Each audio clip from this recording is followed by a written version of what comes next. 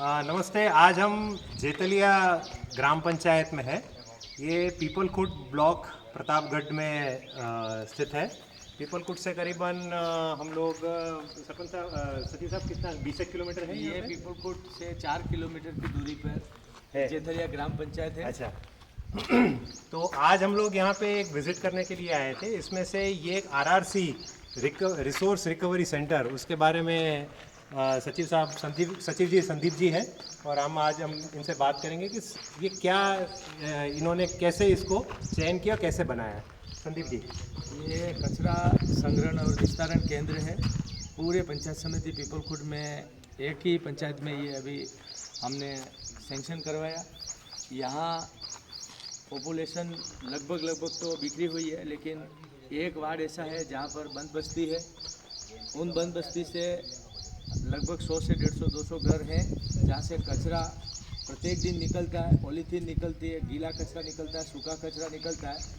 उन कचरे का रोड पर ही पब्लिक के द्वारा फेंक दिया जाता है, जिससे गंदगी फैलने का बहुत बड़ा और बीमारियों का भी लगा रहता है। तो उसको देखते हुए हमने सोचा कि इस पंचायत के अंदर कचरा संग्रहण केंद्र बनाए, ताकि उस कचरे का संग्रहण भी हो जाए और समय पर उसका निस्तारण भी हो जाए। उसको देखते हुए हमने ये कचरा संग्रहण केंद्र बनाया, जिसमें सूखा कचरा, गीला कचरा भी है, और इसके अलावा नाडेप के हमने लिए, जिसमें गोबर का भी इस्तेमाल करके उससे खाद बनाई जा सके।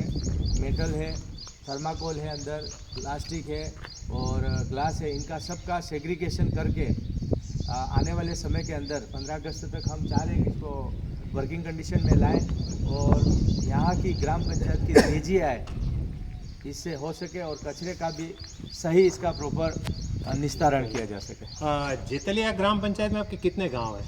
जेतलिया गांव में राजस्व गांव एक है और टोटल 7 हैबिटेशन है, 7 इसके कस्बे हैं छोटे छोटे। अच्छा, तो उसमें से आपको उम्मीद है कि यहाँ पे जो भी आप कचरा लाओगे वो इधर यही लोग फेंकेंगे, क्योंकि ये व्यवहार का ज़्यादा आपका लोगों का व्यवहार का परिवर्तन इसमें करना पड़ेगा कि लोग इसमें यहाँ पे आए और कचरा इधर फेंकें। इसके लिए क्या व्यवस्था की है आपने? लोगों को हम और यूनिसेफ की टीम के द्वारा हम रेगुलर मॉनिटरिंग हम कर रहे हैं और लोगों को भी अवेयरनेस और कचरे के प्रति हम रोज़ इनको सिखा रहे हैं और बता भी रहे हैं। और हर घर पे हमने पॉलीथीन के लिए प्लास्टिक कैरी बैग दिए, ताकि वो प्लास्टिक के अंदर ही डालेंगे।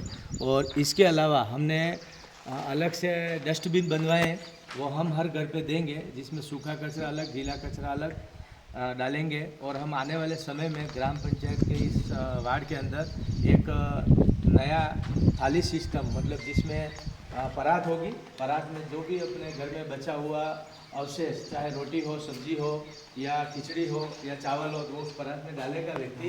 3-4 जगह चिन्हित करेंगे, तो वहाँ पर वो पशु उसका इस्तेमाल प्रॉपर तरीके से कर सके। तो घर का जो गीला कचरा हम लगभग चाहेंगे कि वही उसका निस्तारण किया जाए।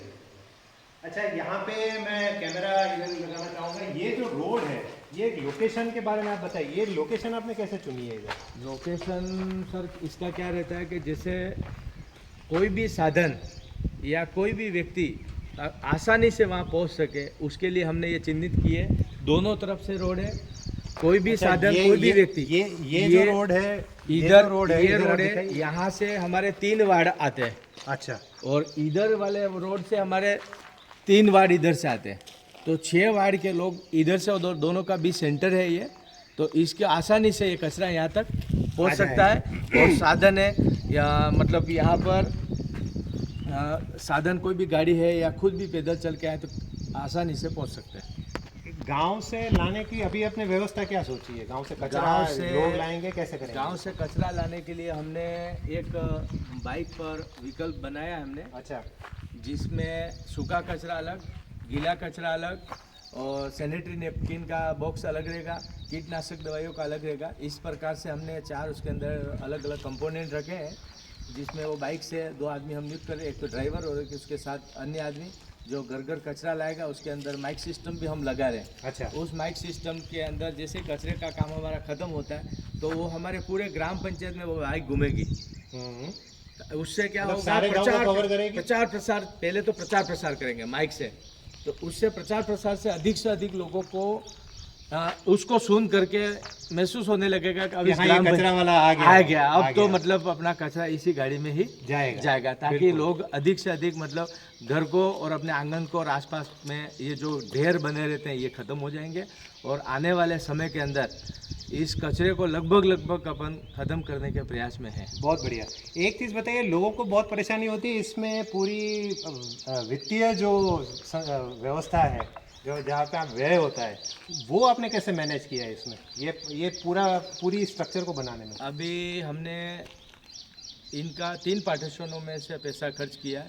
पहला है महात्मा गांधी नरेगा योजना, ठीक है। दूसरा पार्टीशन हमारा है एफएफसी, ओके। तीसरा पार्टीशन है एसएफसी, एसएफसी यानी हो गया राज्य वित्त आयोग, वित्त आयोग, और एफएफसी यानी केंद्रीय वित्त आयोग, और Right. महात्मा गांधी नरेगा योजना। राइट। और इन तीनों का मिश्रण करके हमने ये आरआरसी भी लिया, इस प्रकार से गांव के दूसरे अन्य काम भी हमने लिए, और कहीं ना कहीं इस गांव में स्वच्छता से रिलेटेड हमने सार्वजनिक शौचालय भी बनाए।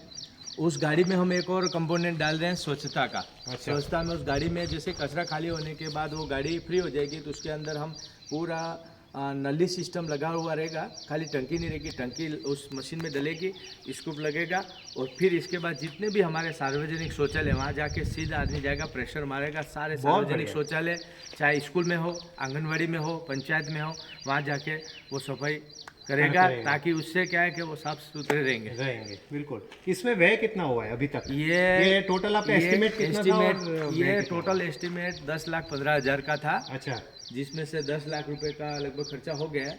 अब इसमें मात्र 10% काम बाकी है। 10% करने के बाद 15 अगस्त तक हमारा प्लान है कि इस आरआरसी को वर्किंग कंडीशन में हम ले आएंगे। यहाँ पे लोग को एंगेज करना है, वहाँ उसके बारे में आपने क्या सोचा है? लोग कैसे काम करेंगे, कौन आएगा इधर काम करने के लिए? लोगों के लिए हमने और यूनिसेफ की टीम के द्वारा हम बैठे थे 2-4 दिन पहले जी। हमने प्लान ये किया कि हम जो जिसकी बाइक है उस बाइक वाले को ही ये पूरा मतलब वो जो बना रहा है सिस्टम, पूरा सिस्टम उसका रहेगा। हम उसको एक एग्रीमेंट बनाएंगे, अच्छा। ईयरली एग्रीमेंट होगा यूनिसेफ की और हमारे दोनों के द्वारा बनाया जाएगा। उस एग्रीमेंट में उस व्यक्ति को मार्केट से कचरा भी लाना है, और यहाँ मार्केट यानी आपका ये गांव में से कचरा भी लाना है, टॉयलेट भी साफ करने हैं, यहाँ आकर उसका सेग्रीगेशन भी करना है। अच्छा। ये सब काम हम उनके द्वारा उस एग्रीमेंट में लिखवा करके, और फिर उसके बाद हमारा जो अनटाइड जो फंड है इसका केंद्र सरकार का स्वच्छता का, उसके आधार पे हम एफएफसी का पूरा उसका जो आता है उस कंपोनेंट को हम जीपीडीपी प्लान में ऐड करके उसका जो मंथली पेमेंट होगा हम वहाँ से उसको पेमेंट करेंगे। एक चीज़ मुझे और समझ में नहीं, ये जो आपके लोग होंगे, जो भी टीम होगी आपकी, उसको क्योंकि स्वच्छता में उनके हाथ गंदे होंगे, उनको खुद को बीमारी का डर रहेगा, तो वो आप चीज़ को कैसे हैंडल करोगे? उसकी देख रेख कैसे, मतलब जो बंदे काम करेंगे यहाँ पे, जो टीम, उसकी संभाल, वो खुद की संभाल कैसे करेंगे? उसके लिए हमारे साथ हम ग्राम पंचायत तो कर ही रही है काम जी। ग्राम पंचायत के साथ अभी स्वच्छता को लेकर यूनिसेफ भी काफ़ी सक्रिय है जी, और प्रतापगढ़ जिले में हमें काफ़ी सहयोग भी मिल रहा है जी। तो उनके द्वारा ये बताया गया है कि आपके जो ये लगेगी टीम, 2-3 व्यक्ति जो लगेंगे, स्वच्छता कर्मी लगेंगे, उनकी चाहे ग्लव्स हो, किट हो, पैर में पहनने के हैं, इसके बाद मास्क है, इनके जो भी इक्विपमेंट हैं, ये इक्विपमेंट उनके द्वारा जैसे ये लगेंगे एग्रीमेंट होगा वो प्रोवाइड कराएंगे। अच्छा, वो प्रोवाइड करवाने वाले हैं। हाँ, ये उनके द्वारा बताया गया। तो इसमें वो जैकेट आ गया और वो सारी चीज़ें वो प्रोवाइड करेंगे। तो बाकी इसमें ये तो हो गया अपना कचरे इकट्ठा करने का, और बाकी इसमें जो आपकी आय, अब आपकी आय के बारे में बात करें, इसमें से कुछ आय भी आप एक्सपेक्ट कर रहे हैं? हम मतलब तो वो क्या प्लान होगा? हमारा प्लान ये है कि यहाँ अधिक से अधिक जैसे प्लास्टिक आया, तो हम प्लास्टिक से फिर जो NGOs हैं उन NGO से कांटेक्ट करेंगे, तो यहाँ का प्लास्टिक जितना भी हो वो चाहे सप्ते में या महीने भर में एक बार ले जाए, तो छोटे स्तर से हम एक बार सप्लाई करेंगे NGO को जी। तो वहाँ से जो अर्निंग होगी वो हमारे ये निजी है। कोई NGO आपकी जानकारी में प्रतापगढ़ में है कि जो इस तरीके का काम कर रहे हैं? अभी हम उसके प्रयास में हैं, यूनिसेफ की टीम के द्वारा और हमारे दोनों के द्वारा अभी चर्चा चल रही है। एक बार 15 अगस्त तक इसको चालू करें, धीरे धीरे हम उसको 3-3 महीने के पीरियड को लेते हुए इसको और बेहतर कैसे अच्छा, करें। अभी एक टेक्नोलॉजी जैसे चल रही है कि भाई प्लास्टिक के छोटे छोटे टुकड़े आपके रोड में काम आ रहे हैं, तो क्या रोड के लिए जो प्लास्टिक कट रहा है ऐसी कोई मशीन आप लगाना चाहेंगे यहाँ पे? ये हमारा प्लान तो है, पर जी। जब तक हमारा इनकम सोर्स जी और यहाँ का जो बजट अभी हमको हमारे पास इतना है नहीं, बिल्कुल। तो भविष्य में अगर इस प्रकार का कोई आता है जी। तो हम बिल्कुल 100% इसको लगाएंगे और यहाँ का मटेरियल हम उस रोड कंस्ट्रक्शन जो बड़ी बड़ी कंपनियाँ हैं उसके जो रोड बना रही है हम उनको हाँ, प्रोवाइड एक बात कराएंगे। ये भी है क्योंकि आपका प्लास्टिक भी उतना जनरेट होना चाहिए, हाँ। तभी जाके आपको वो काम करने का मिलेगा। बहुत बढ़िया, बढ़िया है। तो ये आज का ये बहुत अच्छा रहा संदीप जी के साथ, ये इंटरव्यू तो नहीं था, एक जानकारी हासिल करने की कोशिश थी। तो उसमें हम लोग ये देख रहे हैं कि बहुत अच्छा लोकेशन इसलिए है क्योंकि माही बांध का जो पानी है उसका ओवरफ्लो है, वो भी आप देख सकते हैं।